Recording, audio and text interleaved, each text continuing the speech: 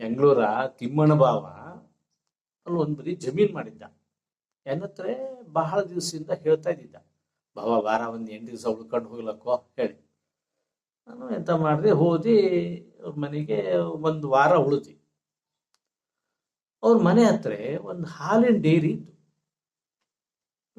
ಆ ಹೋದ್ಮೇಲೆ ಅದು ಆವಾಗ ಹಾಲು ಡೈರಿ ಮೀಟಿಂಗ್ ಆಗಿತ್ತು, ಜನರಲ್ ಮೀಟಿಂಗ್. ಅವಾಗ ಏನತ್ರ ಅಂತಂದ, ಬಾವ ಬರ ಬೆಂಗಳೂರ ಹಾಲಿನ ಡೈರಿ ಮೀಟಿಂಗು ಬರ ಹೋಪನ ಬಾವ ಅಂತಂದ. ಸರಿ, ನಾನು ಸಂಗಡ ಹೋದಿ. ಹೋದ ಕೂಡಲೇ ಮೀಟಿಂಗ್ ಎಲ್ಲ ಇದಾಯ್ತು. ಅಷ್ಟು ಮೇಲೆ ಅಧ್ಯಕ್ಷೀಯ ಭಾಷಣದಿಂದ ಹೇಳಿದ್ರು, ನೋಡಿ ನಿಮ್ಮೆಲ್ಲರ ಸಹಕಾರದಿಂದ ಹಾಲು ಡೈರಿ ದಿವಸ ಆಗ ಚೆನ್ನಾಗಿ ನಡೀತಾ ಇತ್ತು. ಈಗ ಯಾಕೋ ಹಾಲು ಬಹಳ ಕಡಿಮೆ ಆಗ್ತಾ ಇದೆ. ದಯವಿಟ್ಟು ನೀವು ಹೆಚ್ಚಿನ ಹಾಲು ಉತ್ಪಾದನೆ ಮಾಡಬೇಕು ಮತ್ತು ಡೈರಿಗೆ ಹೆಚ್ಚು ಹಾಲು ತರಬೇಕು ಅಂತೇಳಿ ಅಧ್ಯಕ್ಷರು ತಮ್ಮ ಭಾಷಣದಲ್ಲಿ ಹೇಳಿದ್ರು.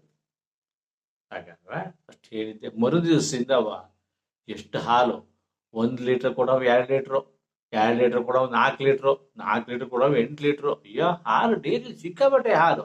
ಅವತ್ತು ಡೈರಿಲಿ ಕ್ಯಾನ್ ಸಾಕಾಗದೆ ಬೇರೆ ಬೇರೆ ಕ್ಯಾನ್ ತರಿಸಿದ. ಹಾಗಂತೇಳಿ ಮರು ದಿವಸವ ಹಾಲು ಗೂಡೆ ಇದು ಕ್ಯಾನ್ ಹಾಲು ಗೂಡೆ ವಾಪಸ್ ಬಂತು, ಆ ಪ್ರಶ್ನೆ ಬೇರೆ.